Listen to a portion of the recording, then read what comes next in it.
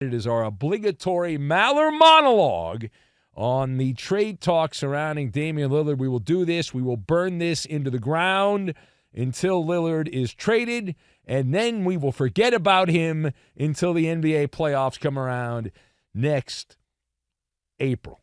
So that's usually how this works. But if you've not heard the latest, maybe you actually have a life, you were not paying attention, obsessing with the sporting news that has taken place over the last 24 hours or so. So you might have missed it. But dueling pianos, like a good bar with dueling pianos there on the future of the Star Guard. We've learned that a four-pack of teams have been bird-dogging the Blazers, attempting to work out a transaction to acquire Lillard. Who are those four teams? Well, if you believe the scuttlebutt, we believe all rumors.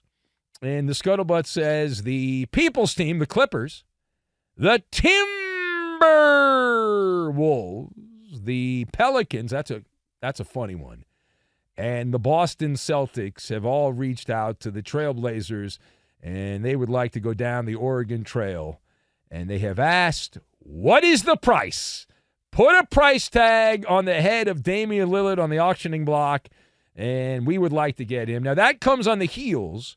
I mentioned there were dueling piano reports, so that comes on the heels of a different report, which goes the other way here on the heels of that and says that Lillard is hell-bent. I love the drama. He's hell-bent on playing only in Miami.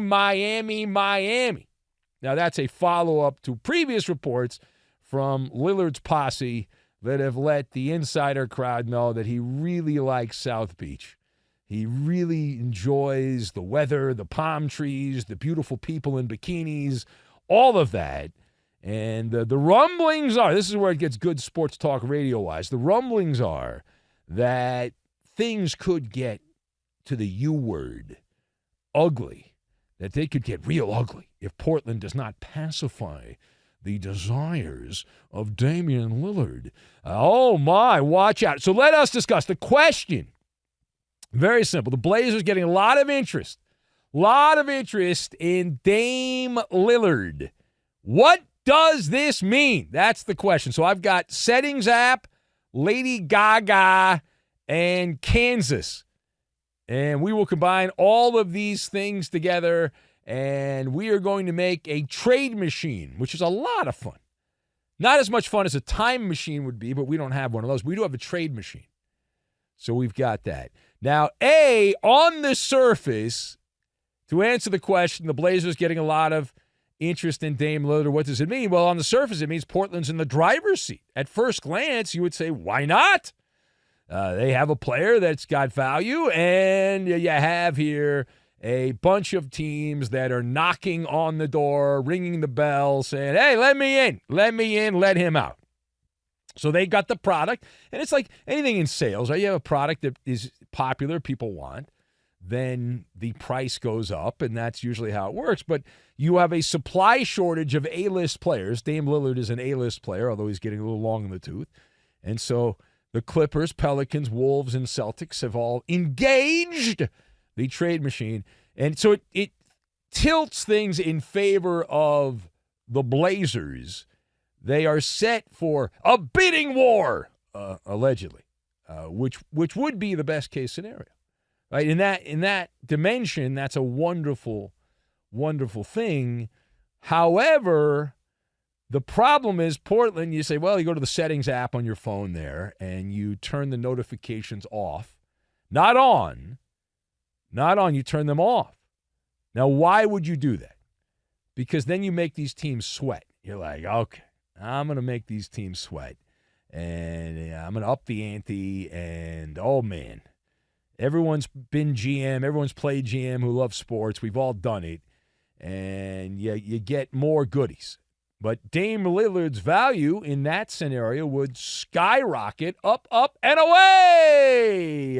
But then you get the bucket of ice water right in the face. Right there in the face with the ice water, because it is a players' league, as we talked about in a previous episode of this radio program. And you might have heard it. You probably didn't. Maybe you heard the podcast or you heard none of it. Or you just listened and did not retain anything. Bad job by you. But Dame time, he is the one driving the Volkswagen bus.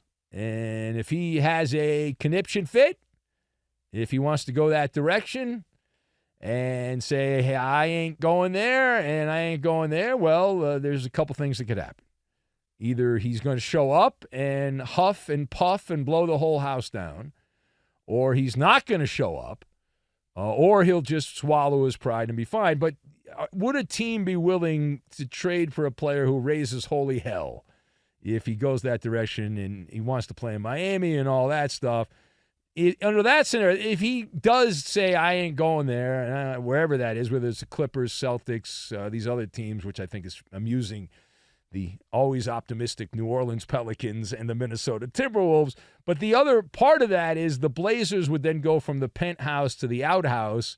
And I would love to see Lillard play with the Clippers or the Celtics. I think that would be the most fun. That those teams would have to smoke the wacky tobacco to decide they want to go down that direction with a player that doesn't want to play for their team. And it does work out every so often. Kevin Garnett did not want to play in Boston. He now loves Boston, and it's the greatest thing that happened to him when he left the Timberwolves. But he didn't want to go there. That was a gift by Kevin McHale, the old Celtic, who helped the new, his old team, the Celtics, from Minnesota side, sending Kevin Garnett that direction. Now, that said, the Heat are still way ahead. If you were to look at the graph here, the Miami Heat are still way ahead in this part of the play. Now, turning the page, some other stuff in the NBA. In Philadelphia, page 2. In Philadelphia, everyone is wondering what the heck is going on with the beard. Not my beard, not your beard, the beard. What is going on with James Harden here? And we've got a bit of a plot twist. The Sixers are now letting it be known they have not, quote, ruled out, close quote, that James Harden could return to the city of brotherly love. They are floating that out here. So the question on this one is the Sixers floating that they could keep James Harden, who opted in to opt out next season. Is this realistic? And survey says, survey says, so we can unscramble this. The GM, Daryl Morey, and James Harden have had a long bromance over the years, and there's some separation anxiety. You could claim that that's the case, some separation anxiety. Now, that said, my Star Trek Klingon translator ring that I got years ago tells me on the James Harden story that the Sixers have received offers of pocket lint for James Harden, and they'd rather have Harden than pocket lint and some loose change.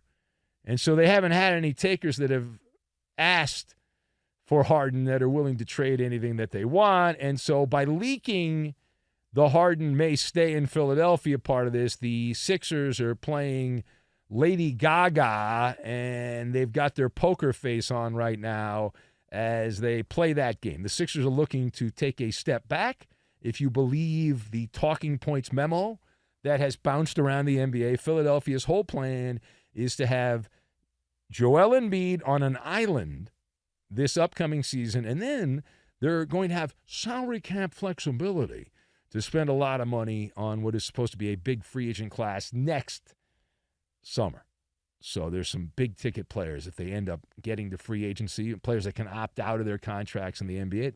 It never ends. Now, the last word here. So let's move on from Philadelphia. We go to Minnesota, where Anthony Edwards, the high-flying Timberwolf, Anthony Edwards gets a $260 million max contract from Minnesota.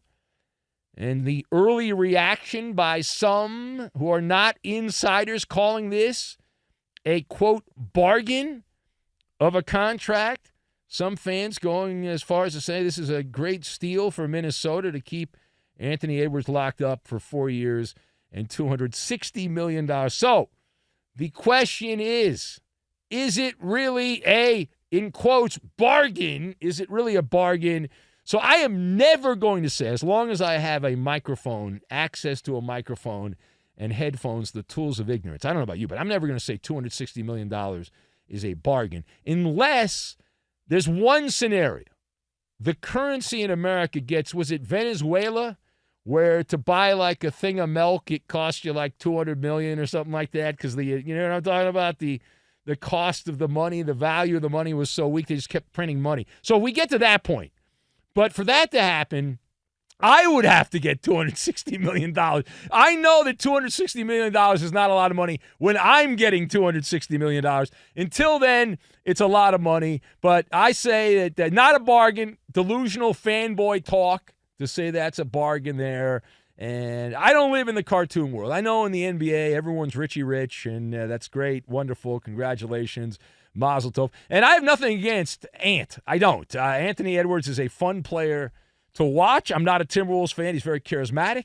He's likable. He's charming. He says quirky things. He likes fast food. He's in his early 20s, so he can eat all the crap he wants, and it doesn't matter. And so good for him, right?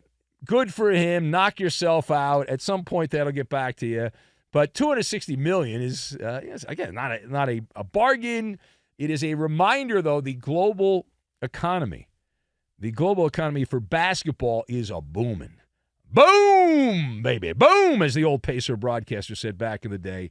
And the new TV deals, which are really going to become streaming deals, the advertising money continues to go up, and away in that regard. And so as Dorothy Gale said, I've got a feeling we're not in Kansas anymore. And the Wizard of Oz, everyone who's halfway decent in the NBA is walking down the yellow brick road. And what a road it is. And Anthony Edwards, the third player from the 2020 COVID draft class to get the max contract. He joins LaMelo Ball, the big ball of the Charlotte Hornets, and Tyrese Halliburton from your Indiana Pacers on the big money list.